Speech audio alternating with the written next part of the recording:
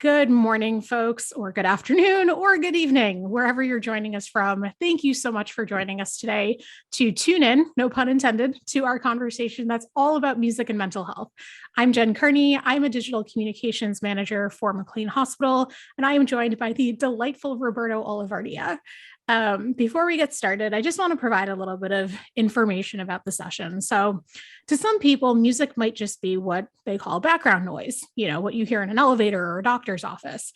To some other people, myself included, music can bring tears to your eyes, a smile to your face. It can even take you back in time. I had a teacher in high school actually tell me that classical music helps you focus. Whether or not that's actually true, I don't know. But I do have to say that I found myself working on things like my thesis or really big projects at work to epic film scores.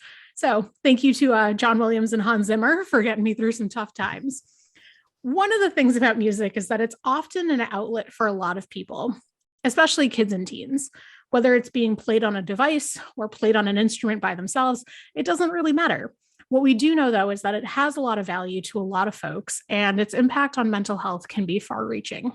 So today, Roberto and I are going to talk about how adolescents often use music to address what they find what's important to them, whether we should pay attention to what our loved ones are listening to in terms of language, cadence, etc., if there's any benefit in trying to influence our kids' taste in music, and a lot more. So if you are unfamiliar with Roberto, I am so honored and so excited to introduce you to him. Dr. Roberto Olivardia has been treating patients for the last 20 years since his internship at McLean Hospital. He runs a private practice in Lexington, Massachusetts, specializing in the treatment of body dysmorphic disorder, obsessive compulsive disorder, ADD and ADHD, skin picking disorder, and males with eating disorders. He also treats patients with other anxiety and mood disorders. So Roberto, you and I have been talking about this for months, and I'm so glad that it's finally come to fruition. We have talked extensively about how we both have a love for The Cure. Yes. Much to my parents' dismay, when I was probably about 14 or 15, listening to some of that like goth rock as it was classified then. But I want to ask you, what role has music played in your life specifically? Oh, well, I'm so glad we're doing this topic because this is, if I were not doing this, Jen, as being a psychologist, without a doubt, I'd be doing something in the music business industry. So to give you a little context, I am named after actually a very famous Brazilian singer. My mom was Brazilian, and there's a singer named Roberto Carlos he actually still performs. I think he's 80 years old, and he was huge in the 70s, and he's sort of like the Lionel Richie of Brazil, very romantic. And so my mom named me after him. So I'm named after a singer. I grew up in a house with music always playing. My dad had a very extensive record collection, 8 tracks, for those of you who might remember 8 tracks, of primarily Latin music was what he was interested in, but Beach Boys, ABBA, the Eagles, all of that kind of music. I myself own about 3,000 CDs. I've been to hundreds upon hundreds of shows and concerts in my life. I since I was 10 was the first concert I went to. So music is everything. I mean, when I was in 4th grade, I actually wrote, and I remember my teachers thought it was sounded dramatic for a 4th grader, that music is my religion, my drug, my salvation, and my validation.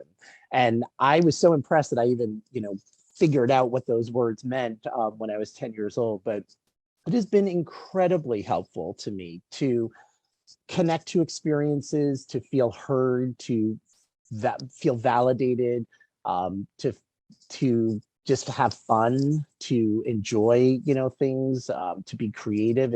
It's opened me up to a lot of things, and continues to. I mean, that hasn't changed. That won't change until the day I move to a different existence. I'm always going to be listening to music and going to shows.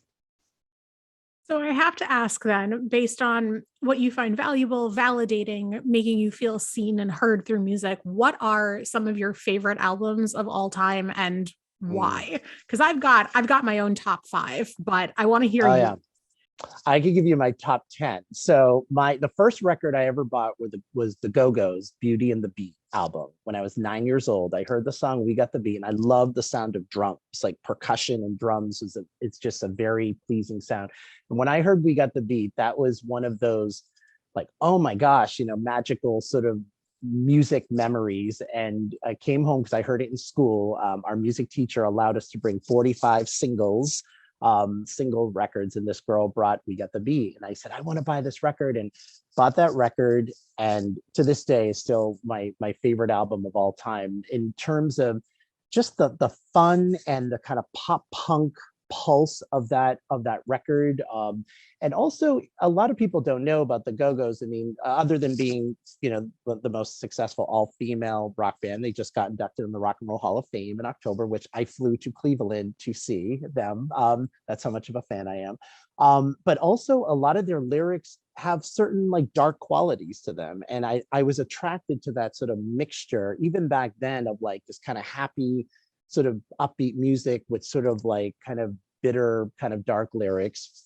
The Cure's Disintegration, one of my favorite. The Cure, another one of those seminal bands that defined a lot of my adolescence. Sinead O'Connor's I Do Not Want What I Haven't Got album, Garbage version 2.0, Fleetwood Mac's Rumors, Green Day's American Idiot, Eminem, The Eminem Show, Pet Sounds, The Beach Boys. I worship Brian Wilson. Let's see, did I say Fleetwood Mac, Rumors? And then I'm a huge fan of Enya, who of those of you who might not know, she plays in probably like spas and everything, very relaxing sort of ethereal music. And then a band called Social Distortion, which is an LA punk band. One of my favorite albums is White Light, White Heat, White Trash.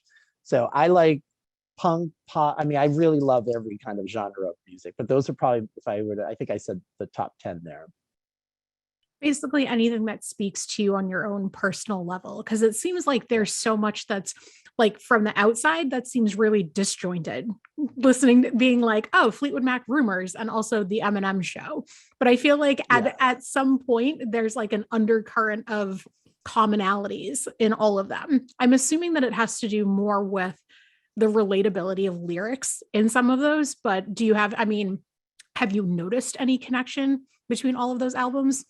Yeah, I think actually it could be different things. I mean, sometimes it's absolutely the lyrics that I relate to. Sometimes it's just the production. Like someone like Enya, what a lot of people don't know, she's this, a Gaelic artist. She produces and writes her material. She has a sort of choral sounding sound to her music. And I read an article years ago when her first single, Orinoco Flow, was big in the late 80s, how she will record a song sometime and sing it in different octaves, up to sometimes 100, 200 times in different octaves, and produce it in such a way that gives that feeling that she could never produce live. Like she's actually never gone on tour. She's the most successful new age artist of all time and has never had a tour ever because she can't replicate that sound. And to me, just the artistry and the persistence of being able to literally sing a song in all these different octaves of just, I respect that artistry so much. Then you have the Eminem Show, where, I mean, that album to me is like a perfect album. And anyone who's interested in sort of kind of therapeutic use of music, if you hear that album to me is all about three ladies in his life. The first bunch of songs are about his mom and this very complicated relationship he has and had with his mother. The middle songs are about his relationship with his wife, ex-wife, wife, ex-wife, and the mother of his daughter. And then the songs towards the end are about his daughter. So here are these three kind of females in his life. And I tell you, I mean, people, he has had his controversies and whatnot, but you cannot deny that man is a lyrical genius. I mean, the way he puts words together, and yet his lyrics are so deep. And I think for rap music in particular, and hip hop, which a lot of times can get dismissed as not being, particularly deep. And if you actually hear words and what is actually being said and these people's experiences and the resilience that people sort of go through, and Sinead O'Connor is one of those artists who I've always, respected. And she has gone through a lot of mental health challenges and still does. And her son tragically took his own life recently. And so she talks about sort of her experiences of abuse and struggling, with mood disorders and her music. And then sometimes it's just the way something sounds. Like I just love like songs like Green Day and the Ramones. There's sort of rhythm that just is very pleasing. It's almost like asking someone, why is that food a good food for you? It just, I don't know, it just feels good. Well, you were talking about your thesis and my dissertation, you have an acknowledgements page in your dissertation. You thank your mentor and your committee and your parents and family. And I did all that. And I also thanked the Ramones and the Go-Go's and Green Day and L7 and Hole and Rancid and Social Distortion, all these like punk bands and the Germs. I mean, bands that like, and my committee's like, I remember one of my committee members said, I don't think anyone's ever thanked Hole before. But that was the music I was listening to help just keep me, on this rhythm. So it could be, that's the wonderful thing about music, is that we could connect to it on so many different levels to it. Which begs the question of, beyond recognizing that it truly is like music is an art form for people. And when you think of art, a lot of people think of poetry or paintings or photography, and music isn't, music is one of those things that might not come to mind for a lot of folks. But I'm curious about how listening to or playing music can be therapeutic for someone. I know I've alluded to there being a lot of mental health benefits to it, but can you shine some light on what those might actually be? Absolutely. And I think especially for adolescents, what's so important is that music is such a way of basically connecting to a community of people. I mean, when I go to a concert, and I still feel this way, that it's a spiritual event for me, is that the idea that here I am in this crowd, and sometimes it's a big show at the Garden, sometimes it's a small, dingy punk club, but I don't know any of these people, but I know I have one thing in common with all of these people, is that we like this artist. And to me, that's powerful. The idea of like, wow, like we all have this thing in common. We're all in alignment, with something here. And there are bands that I like that are not popular bands, that are pretty, like I mentioned, like the Germs, like I'm a big fan of punk music. And so a lot of people like, who are they? But then if I ever see someone who might have like a Germs shirt or something, rarely happens, there's this immediate sort of connection. So there's a sense of community. There's a sense of identification. I mean, you feel when you hear someone, especially as teenagers, where we're not always emotionally literate, to be able to say, this is how I'm feeling, or this is, when you hear someone say something like The Cure, it was not accidental that I discovered them, in my adolescence, where their music has all these sort of dark qualities, and those parts of all of us that can, I mean, I use the word feel dark, that I was like, oh my gosh, these people are not only speaking these words that sort of connect to something deep inside me, but the music it's also speaking, that in that way. It just is so aligned, and that feeling of validation and the feeling of, okay, I'm not the only one, I'm seen and I'm heard, even though I don't know this person. I mean, they don't know me, but it can feel like, wow, like I'm clearly, there clearly has to be other people, in that. But also just therapeutically, it connects you. We know, and we can talk about the physical sort of and psychological benefits, but just from a social affiliation, there's this real identification to culture too. Music is a reflection of culture. I mean, we think about, the Vietnam War and all that was happening, and the music that was around, the protest songs that were played, and how they were so helpful in being able to communicate all that was going on, at that time. It was both a way of expressing all of these feelings, but also connecting to people that we can relate to in certain music. I mean, we have a national anthem that connects us to, our pride of being an American, or whatever country, you're in. I mean, that kind of unites us. We think about gospel music and particularly African American communities, the role that music played in the church at being able to sort of be free and be sort of expressive.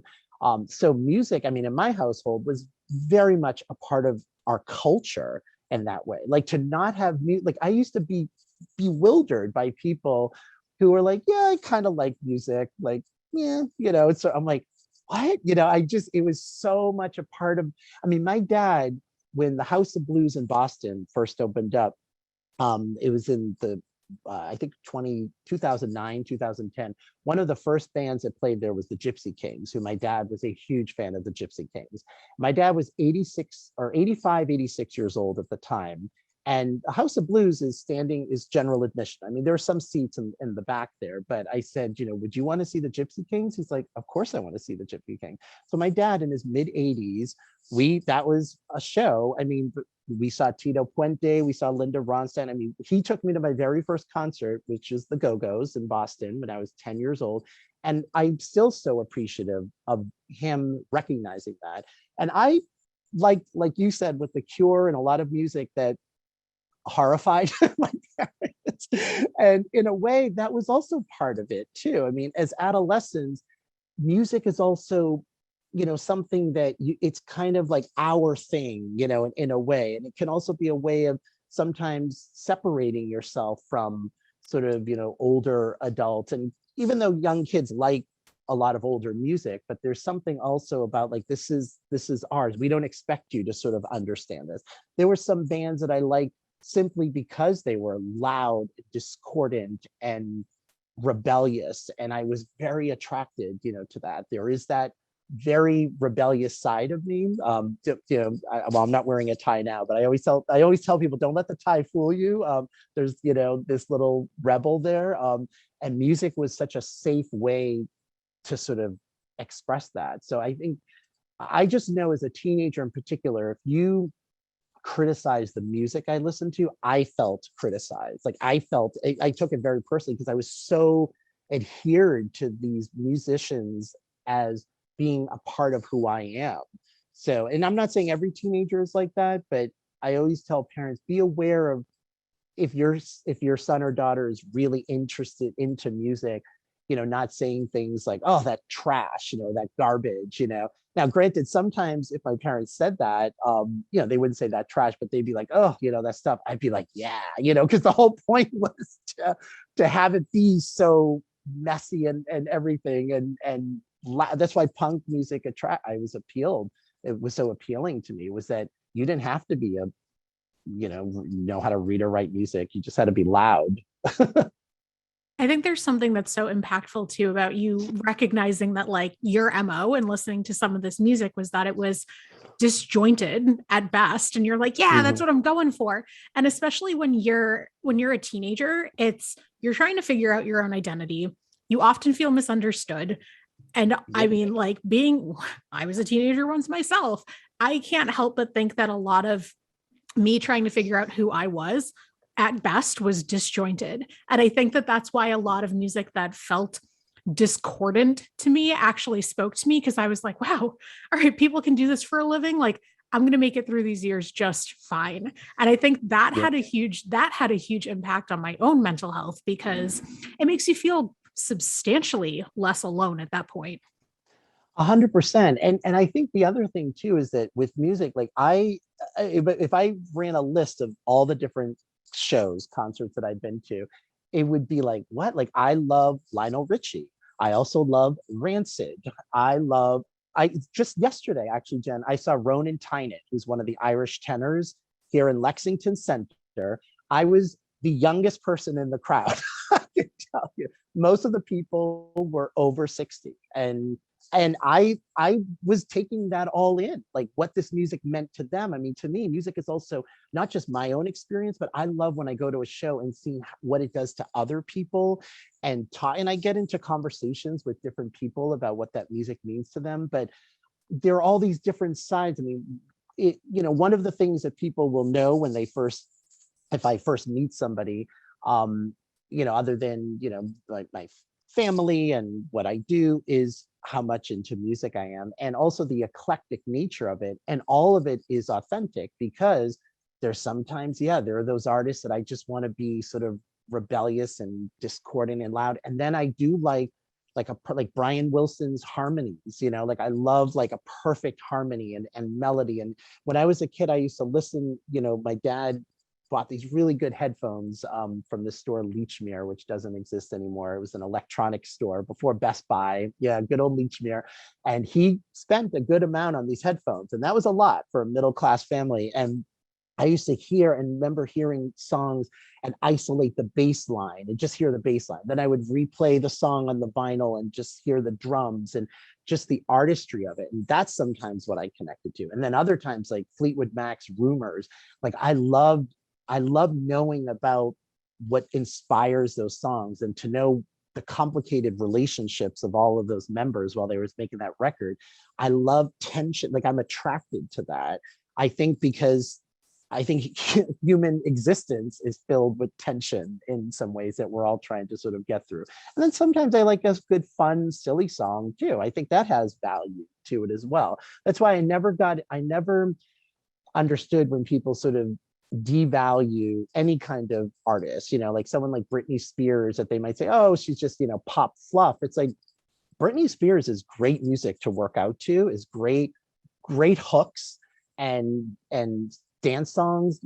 Is it the same kind of maybe depth as like a Bruce Springsteen song from a lyrical point of view? Maybe not, but that doesn't mean to me it's of less value, because what that might mean to somebody is very different. So it's not for me to say what is good music or not good music. It's just what is it for you? And it's also a representation thing too. When it comes to when you think of some pop artists, you think of like Ariana Grande, Lady Gaga, Britney Spears, and how much they've actually done for the LGBTQ plus community in terms of identity and feel and being seen and validated and supporting them, because a large part of their fan base is that population. And that has such a huge impact too. I know I saw Lady Gaga in 2009 or 2010, and she spoke about how trans lives mattered. And that was one of the things that like actually it was something that wasn't openly discussed as much as it is 12 years later, 13 years later. But it was like, I mean, I still remember it to this day because she said, everybody's life matters. It doesn't matter who you are, what color you are, what your orientation is, but like, that makes an impact. You make a difference, and I'm here to show you that you make a difference. Absolutely. And that just that recognition, and I've always been attracted to just in general, I'm always inspired by just different people, the clients I work with, people I learn, in my life. But with a lot of artists, I'm always interested in their story. I'm a fan, like I'm more than a fan of just the music. I want to know about, the individual. Now, when I was a kid, there was no internet. So it took a lot of research, and I would put in that work. I read Billboard magazine. I asked my dad for a subscription to Billboard. I think I was 12. And back then I remember it was $110 a year, which was a lot of money back then.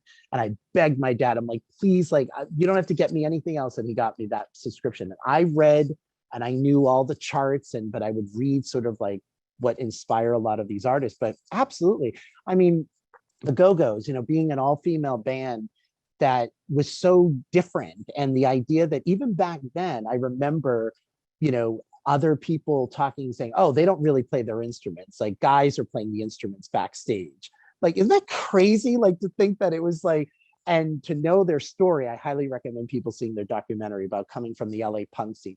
Like The Cure, the idea that these guys are like wearing makeup and they're, Robert Smith is not a great singer, like technically, speaking, but his voice communicates so much angst. And some of their albums, I mean, really reflect times where he was really like, they have an album called Pornography where he was really mentally deteriorating, like making that record, and you hear it like on the record. And it's one of my favorite records because there's something so the rawness of that.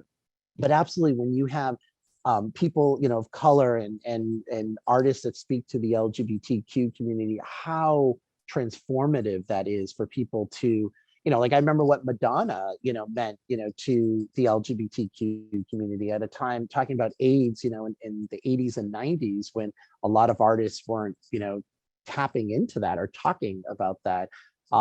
So it has these sort of ripple effects of what music can really do. When groups like Public Enemy and NWA, I mean, like rap, which was very much certainly by kind of white America, by MTV, didn't even play videos initially by Black artists, and because they thought, oh, like, the heart of America isn't going to connect to that. Well, clearly, they were talking about a part, of America that wouldn't connect to what it's like living in South Central LA, but that doesn't take away the artistry of what these artists were doing. And if you hear some of those songs, even if you can't relate to it, I'm always interested in just learning about people's experiences. So there's the music I listen to because I relate to it. And then there's the music that I can't, it's just not my experience, but I want to understand it. I want to get a glimpse of it in a way that a song can almost convey that even more than reading a book can about it. Absolutely. When you mentioned NWA, one of the first things that came to mind to me was, by the way, if folks have not seen the movie Straight Outta Compton, I 100% recommend it. It is brilliant. Brilliant. But I do know, as a product of the 90s and as somebody who grew up with being a white female in suburbia, my parents had a lot of questions about why I liked rap so much. I love Eminem. I love Dre.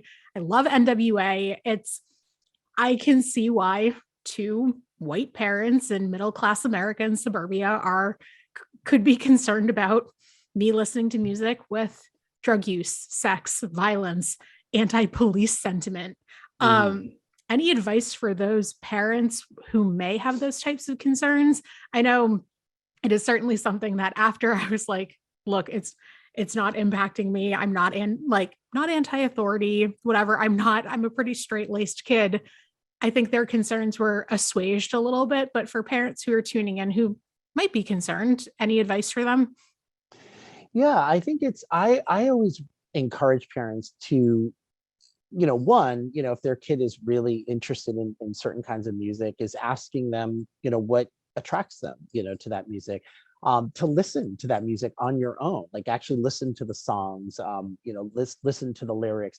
And you might be surprised. I mean, sometimes I remember one of my clients, because all of my clients know how much I love music, and that, especially with teenagers, that's becomes part of the therapy a lot. Is he was, similarly, upper middle class, white individual, and his parents actually said, I don't understand why he's interested in this, like, gangster rap music. And he said, what attracts me to it is like they're just being unapologetic and just speaking the truth. And he goes, and for me, that's a very hard thing for me to feel I can do, is just say, what it is that I want to say. And they're doing it with the beat, and the beat sounds good. But the idea that there's a song, any kind of art really is a documentation, is a commitment in a sense. Once it's out there, like it's out there, there's an assertiveness behind any art form. And I absolutely related to that. I mean, because I listened, again, like a lot of the music I listened to was in the Billboard, top 40. And then there was a lot of stuff that was underground, kind of stuff that had a lot of references to drugs and to, sex, and to and part of it was, that there was that sort of anti-authority sort of adolescent kind of thing that I like the idea of being a little bad, like I used to say, it's too boring to be good all the time. And sometimes music was a safe way of sort of kind of encroaching on that territory. And for me, there was always a line though too between music that was there are some groups out there that are very underground that are gratuitously violent and all that. That wasn't my thing at all.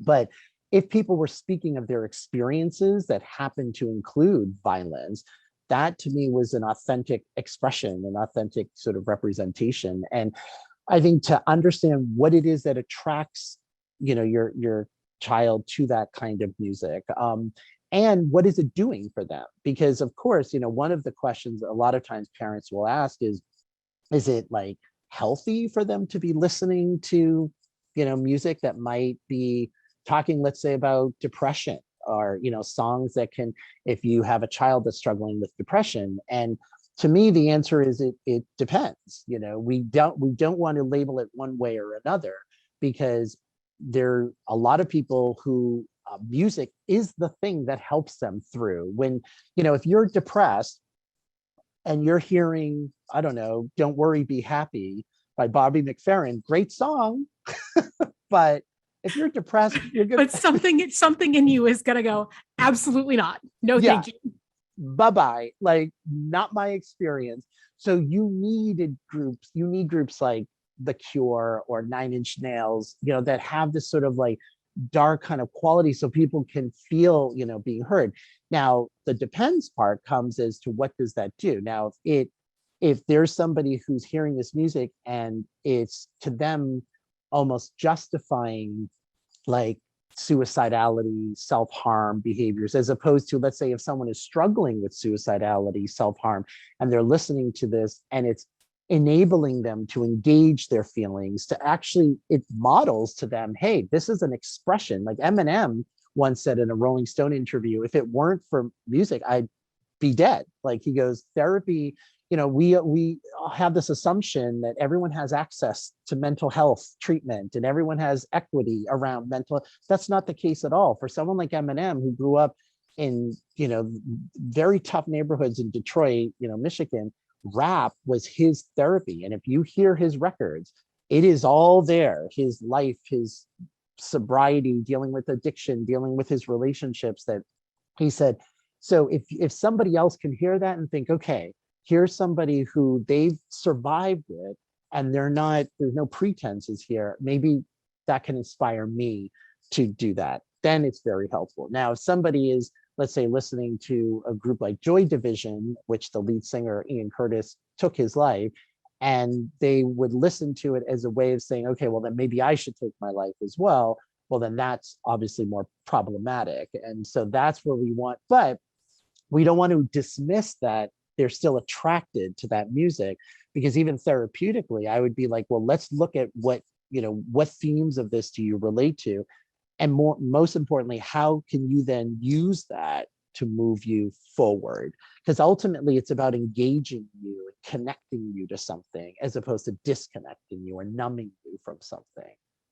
So, how can parents start that conversation? I know I'm not looking for a script specifically, but I imagine, when I was in high school and listening to Nirvana, I imagine that a similar sentiment came up, like Kurt Cobain died of a drug overdose. That's something that he spoke a lot about, being unhappy. And Mm. I mean, I can imagine that might have caused some concern. Again, I have very open and inquisitive parents, but I imagine that some people don't know how to broach that conversation. Yeah, I mean, actually, I remember that very clearly because I was a huge Nirvana fan. And I was actually in my senior year in college. And as a sort of externship, as a clinical psych major, I went to Tufts. I actually was at what was then the McLean Child Inpatient Unit, which is now through Franciscan, but it was on the McLean campus. And I would be in the classroom. And when Kurt Cobain, he took his life, and all of these young kids were tuned into that. All of them were. And it was such a highlight for me professionally, even at that young of an age, because the teachers, most of them were not Nirvana fans. And they said, would you want to do some kind of like open group about asking people how this impacted them? I was like, absolutely. And it was helpful because you had some kids that were like, wow, they felt sad because they had struggled and struggled with depression and suicidality. And they felt if he could only see the awesomeness of his talent, and and this is what depression and mental illness can sometimes do, is have people not recognize that. And some kids took from that of, wow, maybe there's more awesomeness in me that I'm not tapping into, that the depression is sort of disconnecting me from. That was one. Then you had other kids that were envious because they said, wow, he was able to get away from this tough life, and he found the solution, and it actually could increase sort of almost their suicidality. And that's a thing, this sort of contagion effect that sometimes happens with celebrity suicides, is you have to be very aware of how people are interpreting that. And so that was really helpful to hear, and then say, well, let's talk about about that. But I wouldn't I think to dismiss that music or whatnot is really losing an opportunity, I feel, to know your child, or to know your client. I mean, my parents, I think music, because it was always, a thing. When I started getting into The Cure and groups like that, I mean, I fully very much appreciate it more now as a parent. I found it a little annoying when I was a teenager sometimes, and my dad's like, what draws you, to this music, and I would explain to the best knowledge that that I could, and it just was a very different kind of experience. But I did always appreciate that they weren't just saying, "Oh my God, that's garbage" or "That's trash." I think they were like, a little bit freaked out at times. And when I was an adult, I mean, I would go to shows that were kind of crazy, like chaotic, a lot of kind of energy. And my mom would be like, "Oh, you're gonna get injured," or and she's like, why do you like that? And I'm like, that's just this part of, like, I don't know, this part of me that needs that kind of stimulation and that kind of engagement, and almost like a slight danger, in that. All of that sort of spoke to it. So I would say to parents, ask your kids like what they like about, that artist, what draws them, to it. Hear the music. Like I think this is actually a good exercise for everyone to do, is to ask people, your kids, colleagues, friends, people of all different ages, what their top 2, 3 artists or albums are, just like you had asked me, and listen to them. That's what I like. I routinely might poll my friends, be like, what are your top 3 albums that you've ever had listened to? And then I'll go on Spotify and I'll listen to them. And sometimes it doesn't really connect to me, and other times it will. But the other thing to keep in mind with music is that it's ever evolving. I mean, there are artists that I connect to now at my age that I just didn't really connect to, 20 years ago, let's say. And then there are artists that I connected to 20 years ago that I don't now. And then there are the tried and true, like the Go-Go's and the Cure will always be part of my DNA. Brian Wilson, like certain artists that will just kind of always, connect. But ask your kids about that, ask them, what do they do, when they hear those references to drug use, to sex? And sometimes it is glamorized in the songs and whatnot. What information do they get from that? Because sometimes you'll have kids like, they're like, I know, like, I'm not going to suddenly, do heroin just because the song is about heroin. But keep in mind, and it's also good for parents to understand, the music they were listening to as teenagers was probably seen as rebellious by their parents. And I mean, this is a generational thing. And one could argue, well, the stuff now, whoa, now it's like really outrageous. But it's all relative. Elvis Presley, waist down, was seen as outrageous, back then, and too sexualized. And so, to share your music, I mean, my kids have no choice. I mean, they know very well what kind of music I listen to because I'm playing it. I mean, my daughter, her first concert was at 5, seeing the Go-Go's at the Wilbur Theater, and we just saw Dua Lipa a couple months ago. My daughter inherited my music addiction, so she's been to over a dozen shows.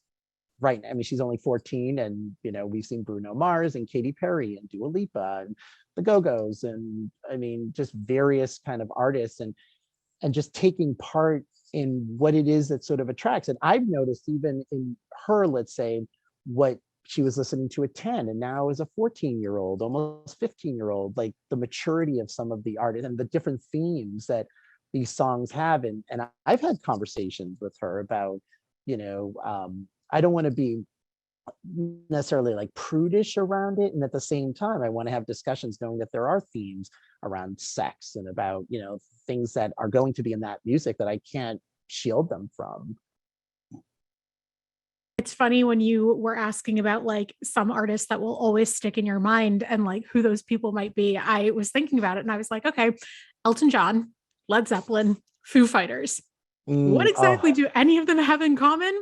Not really sure, but they have all had some sort of major impact. And I also have to say, probably a lot of parental influence myself. My parents played a lot of the like pop rock stuff that was popular in the 70s and 80s when I was growing up. So I heard a lot of Elton John, heard a lot of like Bryan Adams, a lot of that soft rock stuff. Yeah, but I mean, also my dad was a huge rebellious person in the 70s. So there was a lot of Led Zeppelin, Cream, Derek and the Dominoes, like just to name a few. And he was also the same guy who was like going to anti-war protests and loved Star Wars and all of that. So like, Yeah. what do you imagine as a textbook guy from the 70s? That Yeah. was kind of my dad. And clearly it's had some influence on me. Well, I was going to say just briefly too. I mean, you're mentioning that, right? I mean, music has this power too of bringing us to just specific times, in our lives, and research shows that. I mean, it connects to so many neuronal centers in our brain that connects us to memories and to experiences. And like there are some songs that I can listen to and I tear up like immediately because it just brings me, reminds me of a certain experience. People might remember the song that when they had a breakup, a relationship breakup, or a song that they were listening to when they were grieving, or a song that's attached to something incredibly happy that just has a sort of emotional sort of resonance to it. Oh, absolutely. I wanted to ask you about how we could, as a group, because everybody tuning in is curious about music, deeply passionate about music, or both. How can we address and help stamp out some of those long-standing fears about music like goth, hardcore rap, etc., leading to kids being more violent, being self-harming, even attempting or successfully completing suicide? Any advice about how to go about this?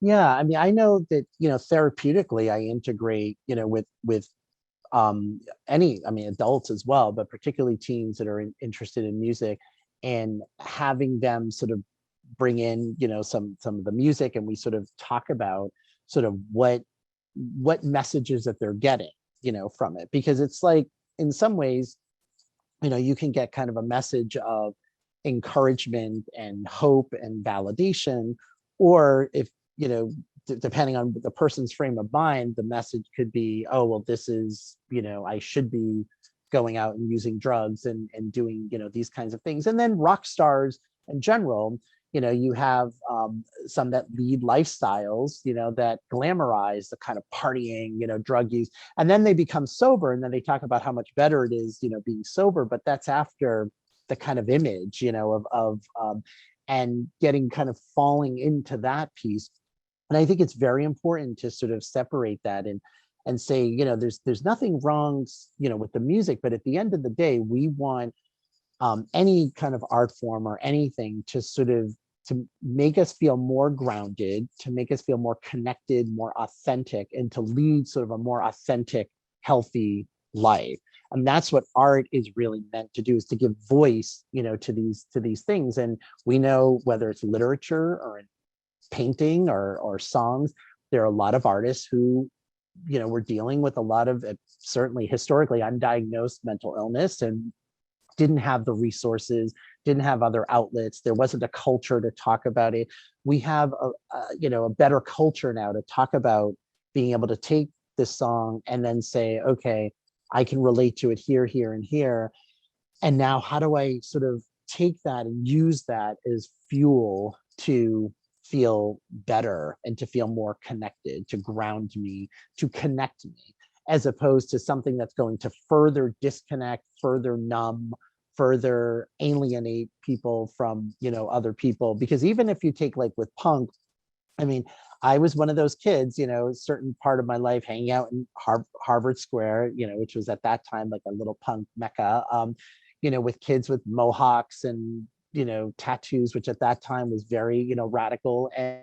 Um and we just, I don't know, there was this sort of relationship to how the music, but in some of those peers, some of them made decisions in their lives where it didn't work out for them, and it didn't move them towards a healthy direction. And then there were other people where the music was grounding to then say, okay, I'm good now, how do I sort of move forward? And that's sort of the difference. Is it's not so much like, growing up in the 80s, there was all this controversy about, like, Ozzy Osbourne was sued, for having suicidal messages in his music and demonic messages, and this idea, even when the Columbine killings, Marilyn Manson, was, oh, it's Marilyn Manson's music that made them do it. And it's like, and that used to me, it was so simplistic to sort of look at it that way, as opposed to understanding the sort of nuance of how people are relating, to this. The fact is that Marilyn Manson, I'm not a particularly big fan of Marilyn Manson, but he clearly spoke to a lot of people. I mean, in the fact that his music, did that. And he, I mean, now he's going through a lot of, there's a lot of stuff coming about him sort of personally in his personal life, but his music clearly spoke to people. And that to me makes it relevant. The idea that it's speaking to somebody, and I'm interested in, whether it's my kid, a client, is why, like, what is it about it? And sometimes kids will say, it's just the idea that it's just opposite, like it's not conforming. But even in like punk music, the idea of punk music was to be anti-authority, anti-conforming, and yet as punks or goths, they conform to being a punk or conform to being a goth. Like there's still a community within, like even if the community is defined by where the community that doesn't conform to the larger community, it's not alienating. There's still a kinship there. When music alienates people away from everyone, and if people are sort of taking those kind of messages, that's where it becomes not as healthy, for them. Regarding navigating these conversations about vulgar music and things that might approach violence or, imply harm, do you have any thoughts about continuing the conversation around historical implications of what is quote unquote vulgar music created specifically by Black musicians? I don't want to undermine the fact that there's a lot of history of social prejudice that's influenced this music as being liberating, and it's an act of expression, and it's something that a lot of people write off as being like, oh, that's just trash, when there's way more to it than meets the eye. Yeah, it's a very difficult thing because, obviously, it's like beauty is in the eye of the beholder, and what's obscene could sometimes be in the eye of the beholder. And absolutely, I mean, there's some songs that I can listen to and think, whoa, okay, that's like a little like over the line, for me. And I have that says a lot because I have a very large permission in terms of what feels like in that line. But at the same time, I often will stop short of saying, kind of devaluing it for everybody, because I only know what I'm relating to and sort of what I experience. And especially like if you take in like sexuality, I mean, in certain groups, whether it's people of color or LGBTQ, that when you're any group or community of people that have any kind of oppression, that music can be sort of the way where it's just going to come out, and it might come out in what other people might regard as an exaggerated way. But sometimes that's also a result of, or an indicator of, the level of oppression that people have felt in order to have to be full tilt, kind of bring it, on. And so I think it's always important, before any of us judge, is to understand the lens of where people, are coming from. And even understanding that lens, I don't always agree with it. Like there are artists that will, again, glamorize, let's say, drug use. And I can like the song and not say, oh yeah, cocaine is great for you. Like I don't have to agree with that, but I might like the musicianship of the song. But more importantly, I'm also interested in where the artist is with that, because the truth is, and you hear this sometimes from artists who that is their relationship. Let's say, if they're using a drug, that is their relationship with that drug at that moment in time. And to me, what's helpful about that to hear is, wow, like that is like, this person is talking about this substance like a lover, like that, of somebody that they have a relationship with. And that's helpful information for me to understand that how people who struggle with addiction might relate to something like that, or with sex, and like in the idea that some songs might be seen as like gratuitously sexual, of like having multiple partners and whatnot. But I'm always interested too, of like, well, for this person, that message might be for them that their identity is sort of elevated in some ways by having multiple partners. And what's that about? Let's understand, where does that come from? What are the layers? I mean, music to me is like, it's like a poem set to music. I mean, you're looking at a snapshot of an experience that really has all these intersectional lenses attached to it. So rather than just being like, oh, and just dismissing it, is to understand, well, let me try to understand what it's like for that culture, community, and that for that individual. And if my kid is listening to that, I want to know, what is it about that do they relate to? So if they're listening to a song, are they getting the message that being promiscuous and having multiple partners is a cool thing?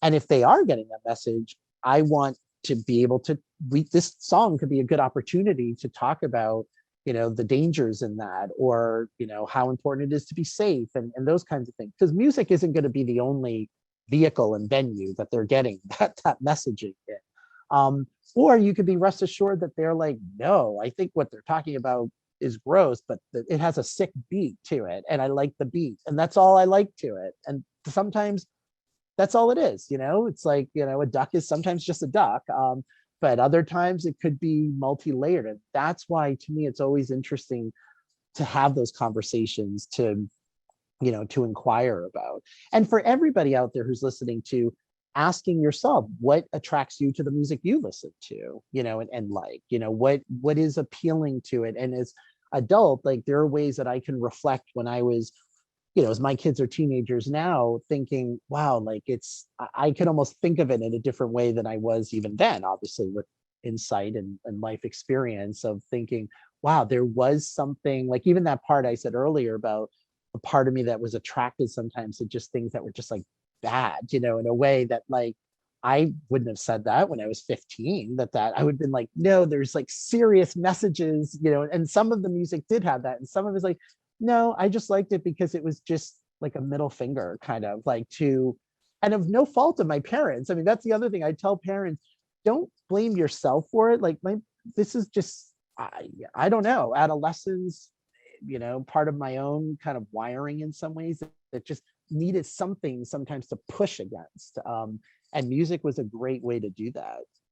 Well, isn't it, you are the clinician here, correct me if I'm wrong. Your prefrontal cortex, which is like your rational decision-making part of your brain, isn't fully developed by the time that you're until your mid-20s, right? So that's like right. where a lot of your emotion comes into play. And it makes sense why you're like, I don't know why I'm gravitating to this, but in this moment, as a teenager, I'm like really feeling this, and I totally get it. Absolutely. And there's wonderful research looking at what music does to the brain. I mean, like I said, it literally hits all of these centers of the brain, but we know music can elevate dopamine, which is a reward neurotransmitter in the brain. It can increase oxytocin, which is the bonding chemical in our brain. I definitely feel, like I said, like when I'm at a concert, even though the show I went to yesterday, I mean, you would look at me and think, what does he have in common with these people who are in their 70s and 80s? And yet we're listening to this music, and I'm noticing what it's doing to them. And it feels like church to me. It feels very like spiritual. So that oxytocin, totally can feel it. There's evidence that shows that music can boost immune promoting chemicals in our body and help with our immune system, could help with pain management. There's a fantastic documentary called Alive Inside, which I highly recommend people to watch, which was, this man would visit nursing homes with people who had very severe dementia or Alzheimer's. And he would make playlists of the music that they listened to when they were in their 20s. And you will not see this film without tearing up, because they show these people who really don't remember anything. I mean, their families or anything. And they put on the headphones and they're listening to the music, and they literally just light up, Jen. I mean, dancing, someone who was nonverbal starts saying words like, and I mean, that is powerful. I mean, when you think about what's happening in our brain, that music is able to penetrate in a way that, looking at your loved one in the face, you might not know who they are, but yet you can listen to a song when you were 17 and 18, and it brings you, back, in a certain way. So we know that it has all of these physical and mental health benefits to it as well. I mean, I don't know what I would be without, I mean, music is so, I mean, yeah, I mean, it's just such even when I'm by myself, I always feel like I have music in my head, theme songs of something. I think everyone needs to have their own theme song. I think that's an important thing. Is there any difference in the impact of music on your brain and body if you're listening to it versus actually playing an instrument yourself? That's a great question. Knowing musicians in my life and working with some, their relationship to it is certainly very different because they're learning at it in a technical level. But there are a lot of benefits to playing an instrument. I mean, in one of our earlier webinars on dyslexia, I think I had shared that. Both of my kids have dyslexia, but when my son he was my oldest, was first diagnosed, I remember reading in a book that if that child can learn a musical instrument, it can almost help with sort of some of the neuronal connections in their brain that could help with reading. And so I'm like, okay. And he started piano lessons. And so music is more than just the song. It is making connections of our emotional centers, as you were mentioning, to the prefrontal cortex. It is helping with problem solving, with creativity. So for people who play instruments, there is a lot of creativity and problem solving, of mental flexibility. Studies show that musicians have a lot of flexibility in being able to sort of hear and interpret things in different kinds of ways, that really is quite complex. And a lot of times it's interesting with musicians, I'll ask them how they enjoy music. And sometimes they say they have to really put work into just being almost a spectator to it, because they're so, like, they can almost imagine tuning this note a certain way or that note, another way. But absolutely, studies show that learning a musical instrument has a lot of benefits. My last question for you, which I can't believe an hour has already passed. I know, But so fast. my last question for you is, as a clinician, have you integrated music into work with your own patient population? And if yes, how can other clinicians tuning in incorporate music into work with their own patient populations? 100%. A lot of times, I mean, with patients that I might work with who have a hard time expressing themselves, that if they're music fans, I'll ask them, are there certain artists or songs that really capture it for you? And they'll say yes. And I mean, now they can just put it on their phone, but 20 years ago, I mean, they would bring in a CD, and I'd have a CD player in the office, and we would hear the song, and I'd print out the lyrics, and we would sort of look at, I might have them circle sort of phrases in it that really kind of resonate with them. I did a talk many years ago at an eating disorder conference about songs that were thematically about eating disorders, and some of them might be sort of promoting recovery, and some were promoting eating disorders, and working with eating disorder patients who sometimes will gravitate to either or both sometimes of those. And I'll print out the lyrics, and we'll say, like, what parts of this do you personally relate to? What parts of this do you want to relate to? Because sometimes music is also, helping, it's trying to be instructive of someone who could be like, I want to do that. Like, I remember when Eminem, he has an album called Recovery, which was all about his recovery from addiction. He has an album called Relapse. He has another one called Recovery. And I was working with a patient at the time who said, I'm listening to this hoping that, like, I don't want to be sober right now, but I want to be sober. And I'm listening, and Eminem, I'm trying to almost connect to it to inspire me to get to a place where I can be there. And so sometimes it's not where someone is at the moment, it could be where they want to be. But what was helpful, even in, one of these songs that we call pro anorexic, that actually glamorized and glorified anorexia, I was working with a young man who was talking about this, and it was still helpful for me to know how much he was sort of in that mindset, because that was important data for me to know as a clinician where he was. That is more than just someone saying, I'm stuck, or I don't know how to move forward, when he was glamorizing, this particular song that was very pro eating disorder, and saying, okay, but not judging it, and not saying, well, you shouldn't feel that way. It's saying, okay, well, this is helpful that I know that this is where you're at, so that there's work to do, around that. And then also talking about, sometimes it's easier for people to talk about what an artist feels like versus themselves. Like, what do you think that person meant as they were writing that? And of course, we're projecting our own stuff, into that. And I imagine they were feeling this, and this, which could be something that could be harder for a person to say, I feel this, and this way. And so then eventually I try to say, well, is that how you're feeling, as well? And then a lot of times people will be like, yes. And again, music almost provides this bridge of having people just be assertive, even if what they're saying might not always be so pleasant. I mean, people who are like, yes, I relate to the song about suicide because I want to kill myself, like I want to die. And that's a hard thing to hear.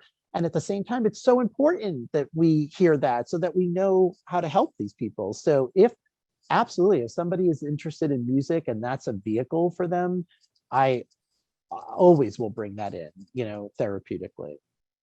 So what I've gathered is that validation matters, representation matters, being seen and heard matters, and we can all get that from music. 100%, 100%. I think that's a pretty good way to sum up this whole session. Roberto, it is always a delight. This was so much fun.